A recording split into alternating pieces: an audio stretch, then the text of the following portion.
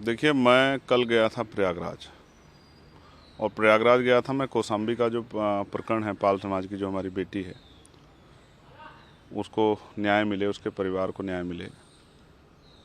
और फिर इसोटा में जो घटना हुई है, उस घटना में जो एक शेड्यूल कास्ट के व्यक्ति को मारकर जला दिया गया गेहूं के खेत में, उस परिवार को न्याय मिले, उनकी मांगों को पूरा किया जाए, क्योंकि अभी तक उनकी मांगें पूरी नहीं हुई है। लेकिन मुझे पुलिस ने गुमराह करके, या ये कहिए कि मैंने उन पर भरोसा किया और उन्होंने मुझे इलाहाबाद सर्किट हाउस में रखा गया और मुझसे कहा कि अब कुछ देर में हम व्यवस्था करा के आपको वहाँ भेज देंगे। समय बीतता गया, मैं वहीं धरने में बैठा रहा। अब थोड़ी देर में फिर ये हुआ कि मैंने कहा कि मैं अकेला आदमी जाना चाहता हूँ, आप अपनी गाड़ी के साथ ले जाओ, मुझे कोई दिक्कत नहीं, मैं वहाँ से चल के यहाँ आया हूँ। परिवार भी चाहता है, परिवार से आम लोगों की बात हुई, उन्होंने भी कहा कि भाई को एक बार आके यहाँ मेरी बेटी की हालत देखनी चाहिए, हमारी हालत देखनी चाहिए। दोनों परिवारों की यही मांग थी, लेकिन पुलिस ने ना जाने क्यों जो है, किसके दबाव में मुझे जाने नहीं दिया। अंत जो है, मैंने कहा कि अगर मुझे नहीं ले जा रहे हो तो उन परिवारों को यहाँ बुला दो। तो जैसे पुलिस ने, एडमिनिस्ट्रेशन ने सब ठान लिया था कि हम इनको ना वहाँ जाने देंगे, ना परिवार से मिलने देंगे। ये पहली बार हुआ है मेरे उसमें भी कि कोई अपने परिवार से नहीं मिल पा रहा, वो जो अन्याय उनके साथ हुआ उसको सुन नहीं पा रहा। जब तक, देखिए, कई तरह के आरोप लगते हैं, जब तक आप जाओगे नहीं, सुनोगे नहीं, समझोगे नहीं क्या सिचुएशन, उसको एनालिसिस नहीं करोगे, तो आप क्या कह सकते हो। तो जब मैं गया ही नहीं, मिला ही नहीं, तो मैं क्या बता दूँ।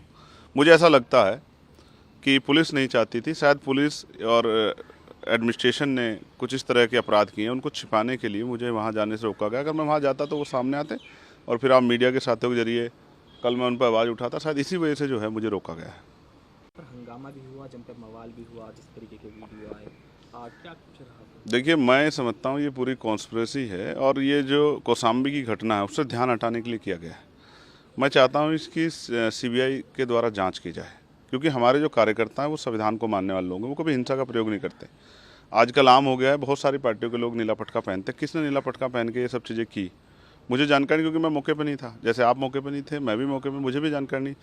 तो मगर मैं चाहता हूँ इसकी सीबीआई जांच हो, जो दूध का दूध पानी का पानी हो जाए, पता लग जाए किसने कराया, क्या सिचुएशन थी, क्यों हुआ, क्या स्थिति थी, पुलिस ने लाठीचार्ज किया, पथराव हुआ आम लोगों पे, तब ये हुआ, कैसे हुआ, इसमें कौन कौन शामिल थे, इसकी जांच हो जाए। लेकिन मैं एक बात स्पष्ट कहना चाहता हूँ कि अगर सिर्फ हमारे लोगों को टारगेट करके उन पे जो है इस तरह से अन्याय किया जाएगा, तो हम लोग चुप नहीं बैठेंगे। मैं अपनी तरफ से जांच की मांग कर रहा हूँ, तो क्योंकि मैं जानता हूँ कि हमारे लोग दोषी नहीं हैं। अगर सरकार जो है, या पुलिस या एडमिनिस्ट्रेशन, हमारे लोगों को जानबूझ के, हमारी पार्टी की बढ़ती ताकत को देख के, हमारी पार्टी की ज़मीन पे जो लोगों में प्यार बढ़ रहा है उसको देख के, अगर हमारे लोगों को टारगेट करने का काम करेंगे, तो हम लोग किसी भी कीमत पर चुप नहीं रहेंगे। और हम प्रदेश स्तरीय आंदोलन जो है लखनऊ में करेंगे। ये बात की मैं सरकार को जो है पूर्ण रूप से जानकारी दे रहा हूँ कि वो इसकी जांच कराएं। अगर सरकार चाहती है इसमें ठोस कार्रवाई हो और आरोपियों पर कार्रवाई, तो इसकी सीबीआई जांच कराएं। ऐसी मैं मांग कर रहा हूँ। अगर ऐसा नहीं होता और सिर्फ आज़ाद समाज पार्टी भी हमारे कार्यकर्ता टारगेट किया जाता, तो हम इसके खिलाफ लखनऊ में आंदोलन करेंगे बड़ा।